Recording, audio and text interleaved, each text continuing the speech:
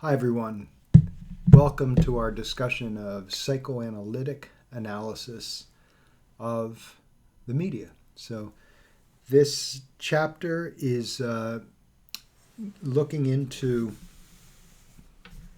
how psychodynamic theory, that is, the theories of Sigmund Freud and post-Freudians, in particular, your textbook deals with Jacques Lacan, French psychoanalyst, and how this psychoanalytic movement is used to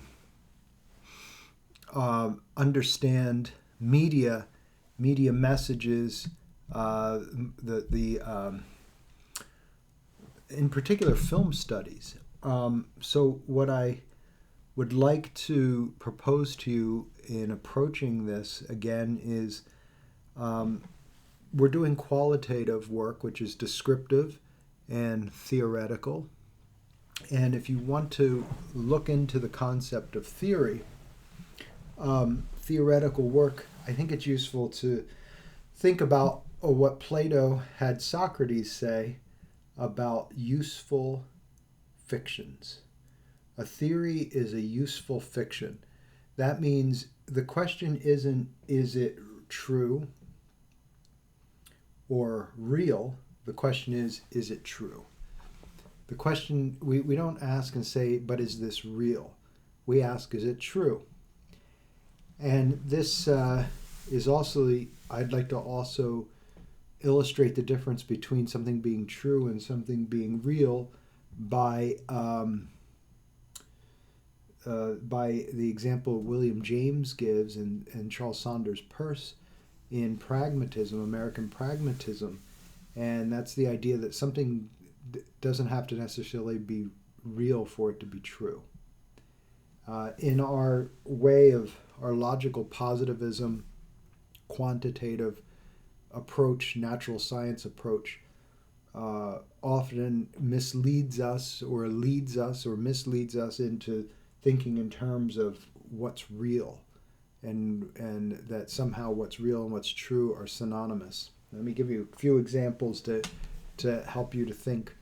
But why asking the question, is this theory real, a useful question? And I argue we want to talk about the truthfulness of theory, not the reality of theory. And this ties into understanding Lacan as well. Some of you have young children and you celebrate the Christmas. And you have this little thing on your shelf, the elf on the shelf. And that elf is placed up on the bookshelf and it peers down, the superego looking at the child, and guilt and, oh my goodness, I better behave myself because the elf on the shelf is watching. And this is Santa's little helper. And then, of course, the child's behavior changes. Oh my goodness, because they believe that this elf has the power to affect their fortune or misfortune. So, of course, the child behaves differently.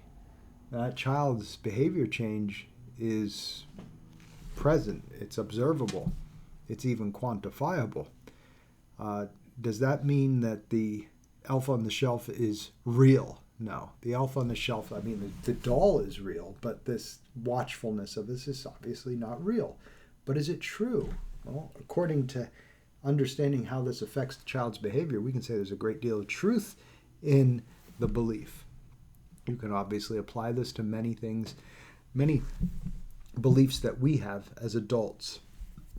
Belief in most anything can come down to understanding the difference between the real and the true.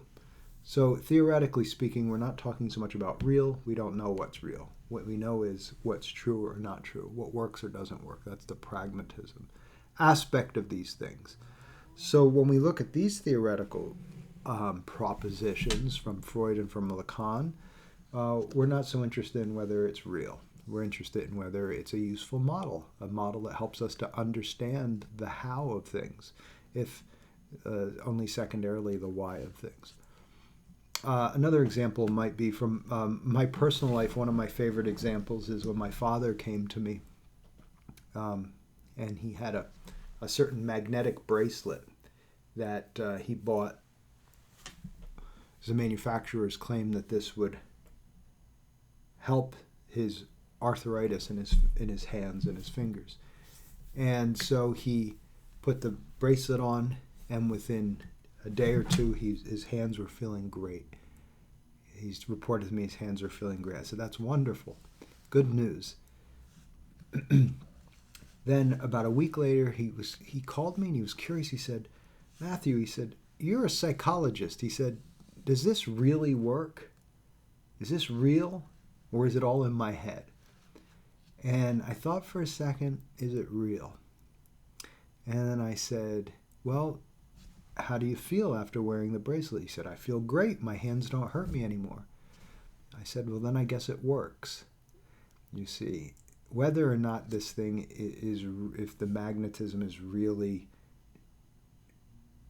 doing, it's doing something. The act of wearing it, whether it's the reality of it, is probably not relevant. The truth of it is relevant. And as long as this helps him, it's true.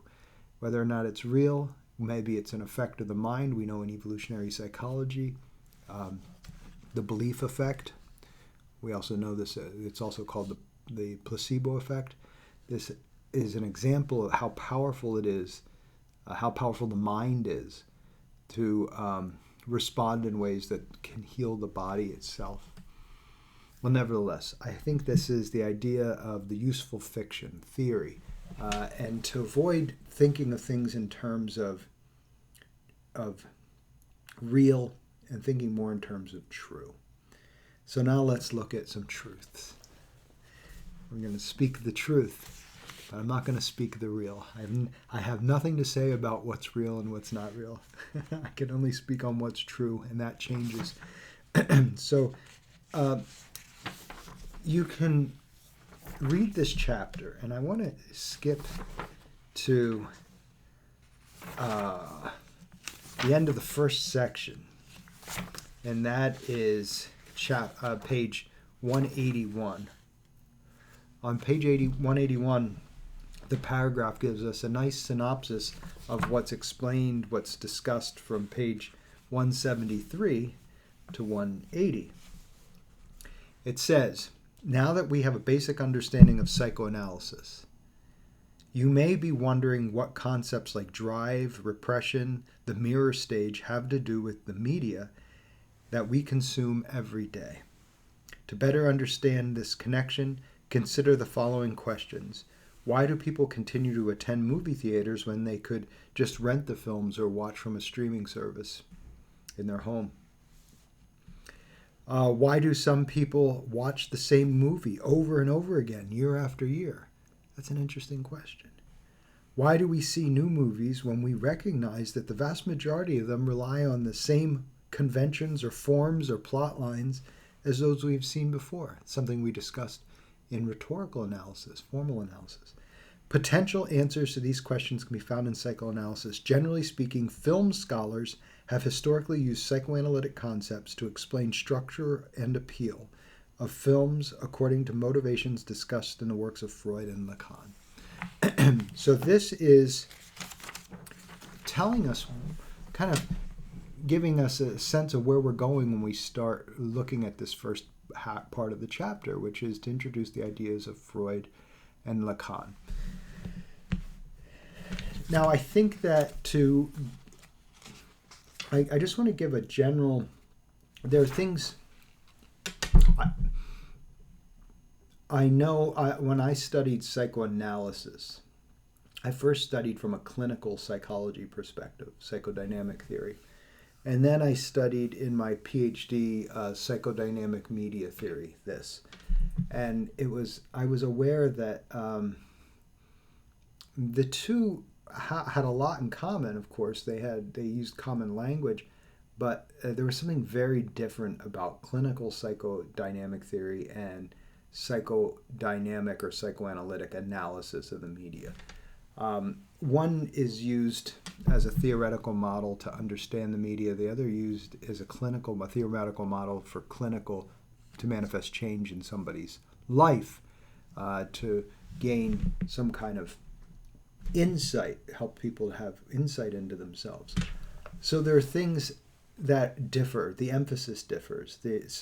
I've already actually seen an interview with a clinical psychodynamic theorist who said, I read psychodynamic theory in literature departments and philosophy departments and in media studies departments, and I hardly recognize it.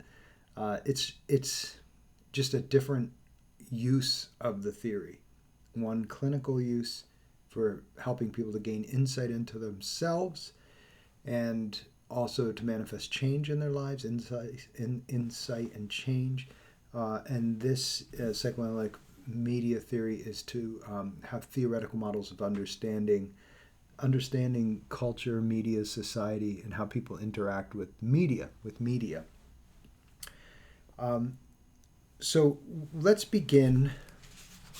It won't be a thorough understanding. It's just going to be, I'm going to begin by giving you salient aspects of Freud's theory and then Lacan's theory, because they differ quite a bit.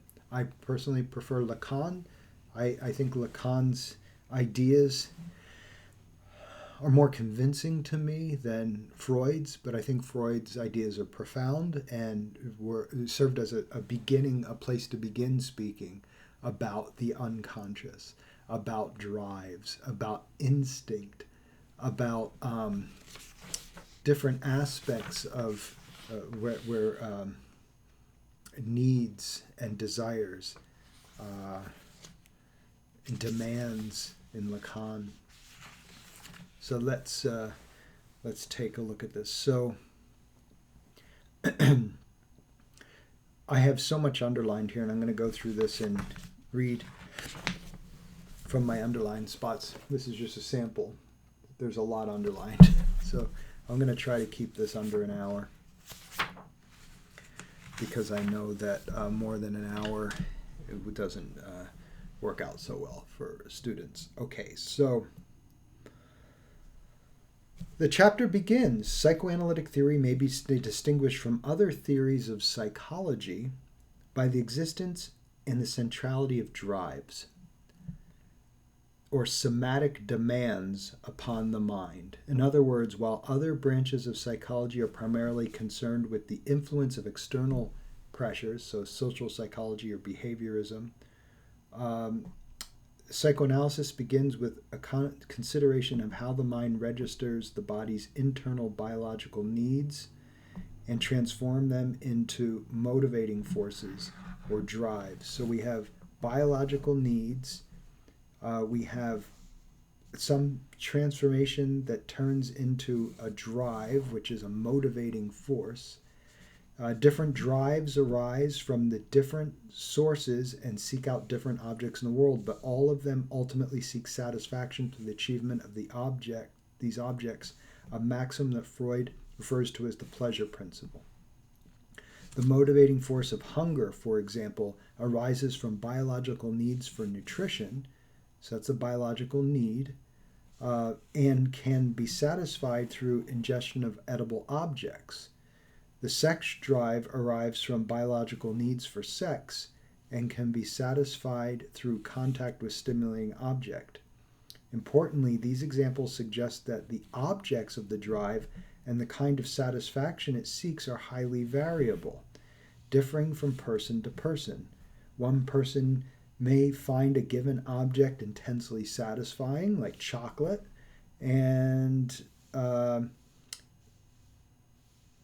while others may find it the same object provide no satisfaction whatsoever. A person may even seek out an object that others find decidedly non-sexual in order to satisfy explicitly sexual drive, so such as feet or uniforms. Here, we do not mean to imply that the people choose these objects or how or why they provide satisfaction. Very often, people cannot explain these types of attractions and we'll address the source of this inexplicable variability in a moment. For now, it is the most important to realize that it is the variability of objects and aims that distinguishes a drive from an instinct. Freud's theory of drives attempts to account for the wide variety of motivating tastes and practices that we see uniquely manifest among human beings. Let's unpack this a little bit. We are tempted to see the word drive and confuse it with instinct. Drive is not instinct, although they're related. The drive is the motor. It's the thing that you're driven, you're pushed towards something or away from other things. That's the drive. Now, the thing that's biologically, as they say, hardwired, that's what we refer to as an instinct. So let's just think about this. We have the instinct to eat, to procreate, to sleep. These are all instincts. These are all, as they say, hardwired. These are biological facts, the instinct. To live, we must eat. To continue as a species, we must procreate. There has to be a sex instinct. There has to be a eating instinct. There has to be, we have to sleep. There has to be a sleep instinct. These instincts are the things that are biologically needed, that we're born with. The drive is how we come to, each individually, how we come to satisfy an instinct. The drive is like the driver, it's the driven, it's the motion, it's the urging. Now, you know, when you're hungry, you might be driven towards a hamburger. And other people who are vegetarians would not be driven towards a hamburger. Whether they're a vegetarian and they're still driven towards a hamburger is another story. That's like me. I love hamburgers. And when I get hungry, because for a large part of my life I ate hamburgers, I ate cows, and then one day I decided no more cows for me, for various reasons. It's not healthy on the digestive system. It's not good on your cardiovascular system. On top of the fact that I feel very uncomfortable as I've gotten older. I feel increasingly less comfortable with eating fellow mammals. It's like a cannibalism to me. So I go to see these beautiful cows and I touch them and they look at me with the eyes. I see them nurturing their children and I say, I don't need to eat these creatures. Too close to home. Fellow mammals, I don't need to cannibalize. So now this is interesting because I have my instinct to eat. I'm an instinct to eat. And through growing up as a meat eater, I have a drive to eat. But where that drive is directed, the object of desire, the thing that brings me, that satisfies the instinctual need, that creates the desire, that extinguishes the desire momentarily, has changed. That's now plants or fish. I still eat fish. I'm not so worried about eating fish or chicken, poultry. I like poultry as well. But these aren't mammals. I'm ethically okay with this, but maybe some of you aren't. Maybe some of you are. I don't know. The idea here is it's variable from person to person. And this, as Freud says, is how things can, how objects can become the objects of drive satisfaction. We have a pleasure principle. As it says here, these objects, these objects that we get in our mind that will satisfy that we're driven towards, that will satisfy the instinctual need, is satisfied by the pleasure principle, is what brings us pleasure. but then something comes knocking on the door: society, religion, laws, and the ego develops, and consciousness, and conscience, superego stuff, guilt, and that, and then suddenly reality knocks on the door, and the reality of how to satisfy suddenly ethical demands that I'm illustrating here of not eating fellow mammals. That is the reality principle. That's the reality. It says here, reality. Freud refers to the constant curbing of the drives according to possibility, laws, social convention as the reality principle, and the interplay between pleasure seeking and the realistic limits placed on the activity of human mental structure is born. So we have this thing that creates this mechanism that has a basic biological instinct. Sexual drive is another one. We have the instinct, a hardwired instinct that of the need for procreation, and that is experienced as a sex drive, desire, and where that is the object that becomes present in our mind that satisfies that desire is the object of desire, which is obviously highly variable through any choice of where sexual satisfaction comes from. Actually, it's not a choice. Freud doesn't call it a choice. It happens through psychosexual development over the course of childhood. One doesn't say, "Oh, I'm choosing to become sexually excited by a shoe. I'm choosing to become sexually excited by a woman or a man or whatever."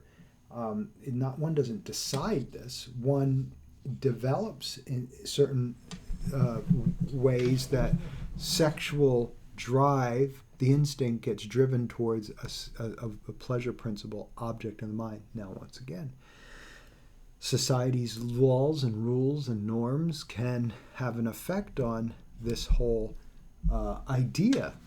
And depending on where you live or when you live, that desire could be found acceptable or unacceptable. And in this way, that it's a variable desire, one might still have the desire, but not act on it because of religious beliefs, social convention, laws, whatever, who knows what it is. And depending on where and when you live, this affects things and has a great deal of implications.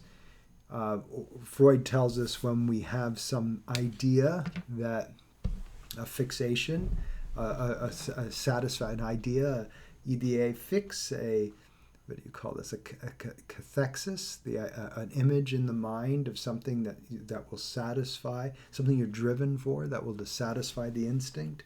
Then, of course, that mental image, that's the pleasure principle. But then the reality principle comes into play when that's a forbidden object. Forbidden.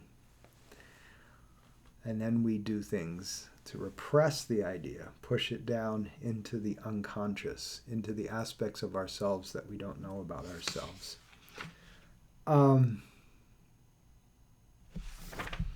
So these are some basic ideas of Freud. Now, I have on page 176 the basic ideas of Freud that are relevant to media analysis. On 176, the last paragraph I have underlined, psychoanalytic media theorists are primarily interested in the ways that technology and media text function as objects of drives, or at least mimic the interplay between the drives and reality that we have discussed thus far. The means by which the components of the interplay form within the individual, however, are still a source of considerable debate among psychoanalysts, one that must be addressed before we turn our attention to the media. As a result, The next two sections address two theories of the human mental development that have influenced psychoanalytic studies. So that is Freudian development and Lacanian development from Jacques Lacan.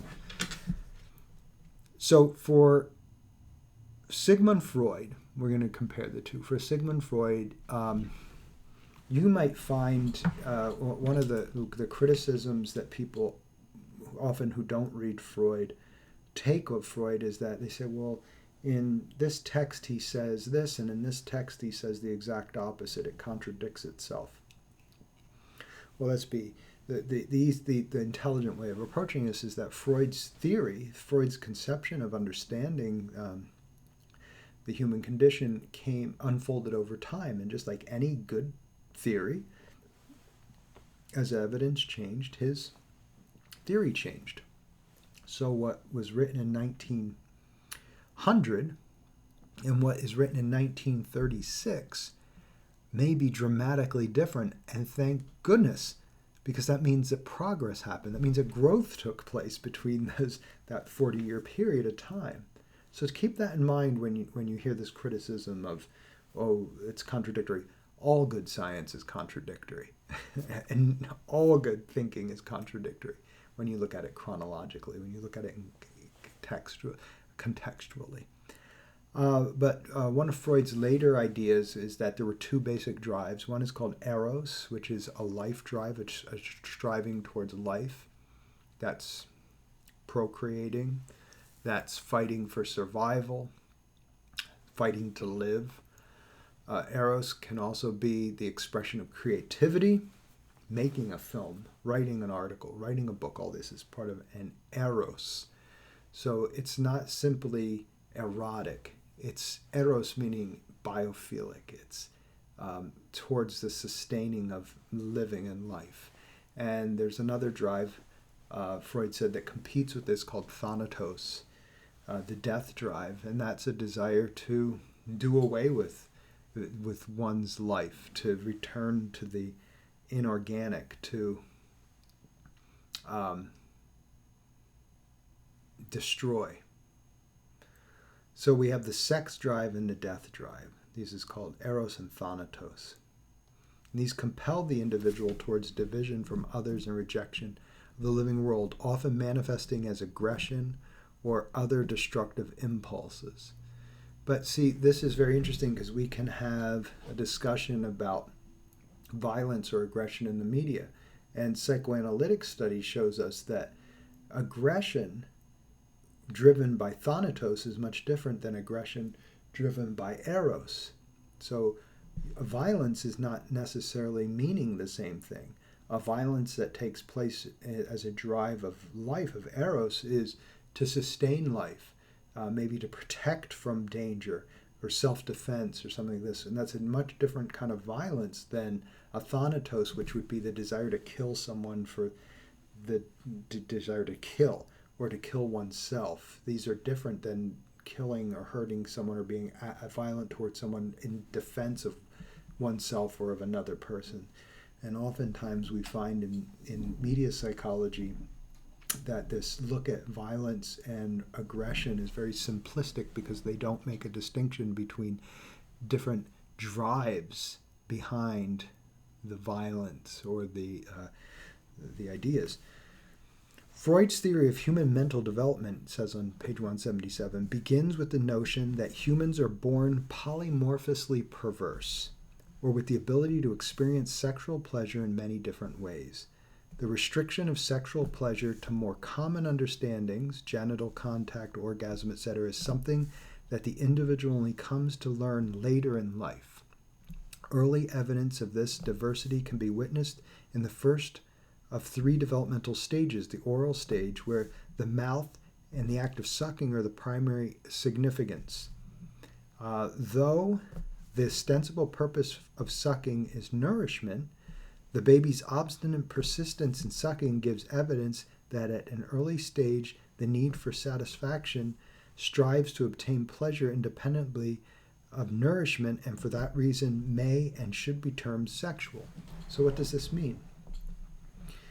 This means, firstly, that our adult ideas about sex and what we desire sexually is much different than the early ages in childhood of this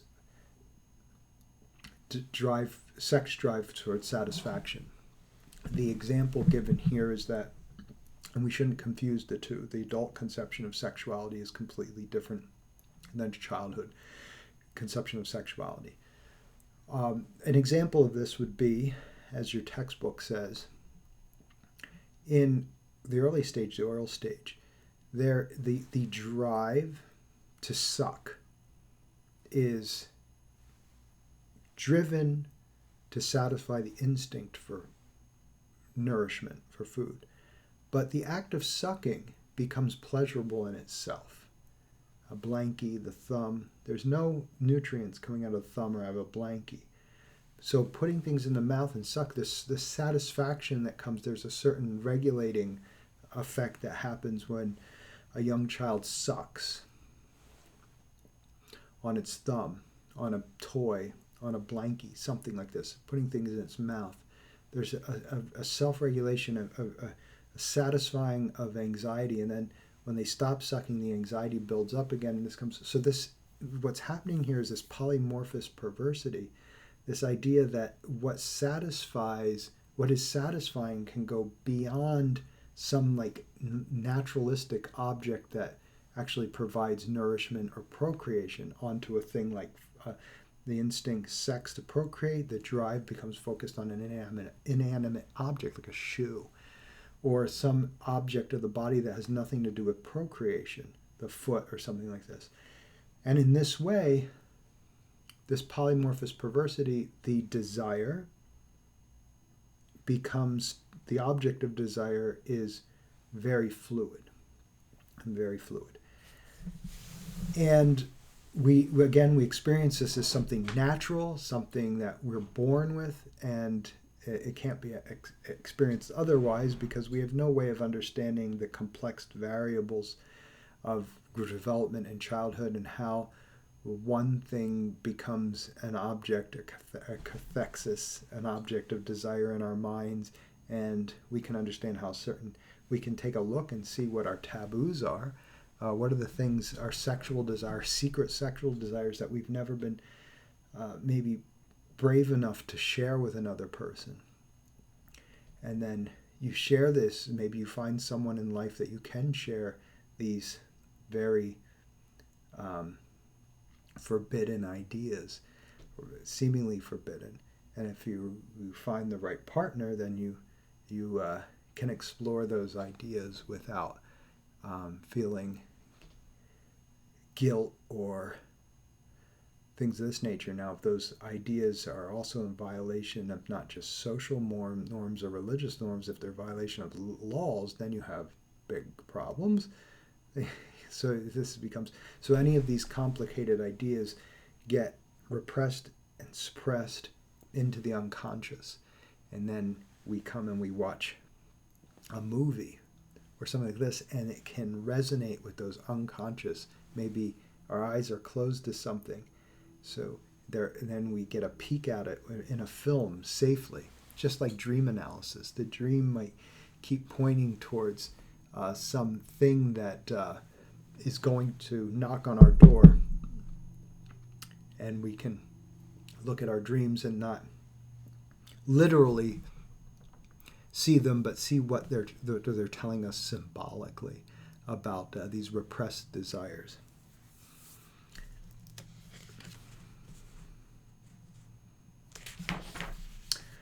On page 178, a particularly important object for the developing child during these stages is the mother, because the mother is often the provider of many other satisfying objects. Freud suggests that she also become an object of sexual satisfaction for the child, an attraction that will lead to incestuous situations later in life if not curtailed.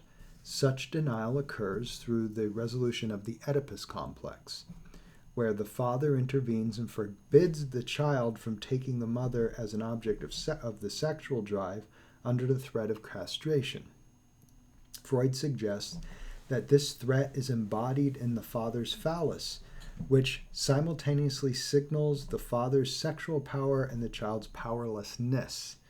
Oedipal prohibition is critical because it serves as a template for all future repressions and makes way for the development of the moralizing superego.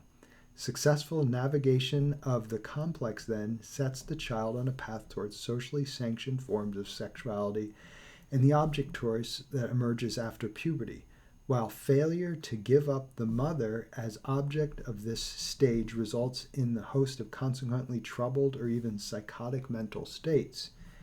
This is why the murderous actions of Norman Bates, the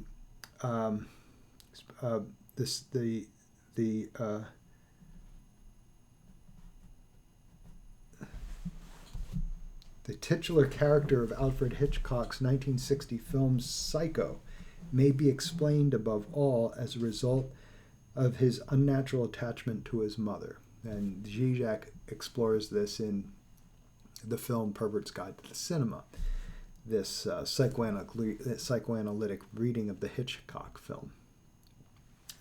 This reminds me, I want to apologize. Since I've had to start wearing glasses, sometimes looking up and looking down, there's a transition, and I can't quite focus on what I'm reading because the line shifts and I get kind of lost going from line to line, so I apologize when I'm reading if that happens. Also, that's good. So Freud's commitment to the sexual nature of human motivation and his framing of gender and family norms form the time period as ahistorical truths have invoked considerable criticism from many academics. Without these questionable decisions, however, his work might never have seen the light of day, and we would not have access to essential insights regarding the existence of drives and their roles in creating the human subject. One line of thinking that has attempted to shore up some of Freud's perceived weaknesses belongs to the French psychoanalyst Jacques Lacan. And so it is to his work that we turn now. So I would say the things to think about with Freud. A film is going to resonate with things that have been repressed, pushed down into the unconscious, things about ourselves. A film can almost be like a wish fulfillment. The film, maybe a good question is that film that you keep going back to over and over again. What is it clear what desire that film is satisfying? If you find yourself repeatedly going back to the romance film, where someone comes into someone else's life and they have this bond and they make each other whole, and you keep watching films like this, how does that relate to your own personal life? How is this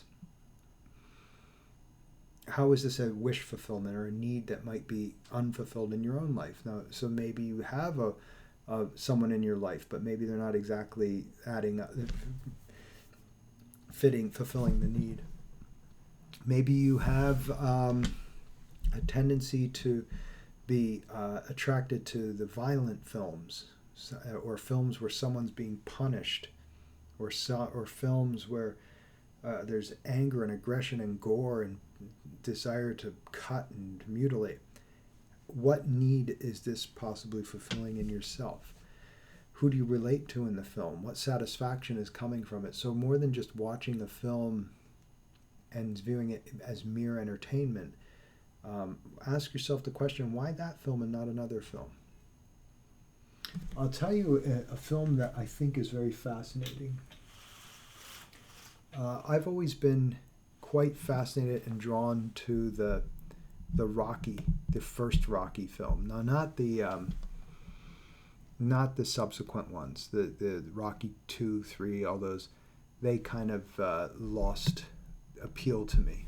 They're nice films, but they don't have something that the original had.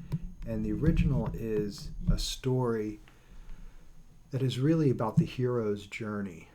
It's about a person who comes to terms with their own limitations and is aware of their own limitations. And despite those limitations, strives to overcome those limitations, or to push as far as they can, to push those themselves to the actual maximum point of their possibility, just to see what happens. And that's what happens with this character Rocky Balboa, that Sylvester Stallone wrote this story. It's an amazing contemporary hero's journey. It's a myth. Talk about myth. It's a myth on proportion of what the ancient Greeks or Romans stories involving their gods. It's this journey, and that hero's journey is a journey within. It's a journey with confronting one's own insecurities, with one's own fears, with one's self-doubt. And that's why it's heroic, because it takes a hero to confront and come to terms with one's fears and what one's hiding from themselves, what one doesn't want to see in themselves. We all have this sense of wanting to to believe certain things about ourselves, and then of course reality or life, whatever, reality challenges whether or not these things that we have, that we want to believe about ourselves, that bring us a sense of things we want to believe about ourselves, whether or not they can hold up against what the mirror of reality shows us. That's the hero's journey. Okay, so we can now, that's just, there's a lot to Freud, and this is just giving us some basic ideas. So next we're going to turn to Lacan, and I'll end this portion of the lecture, and we'll start a new lecture for you to come to study the concepts of Lacan.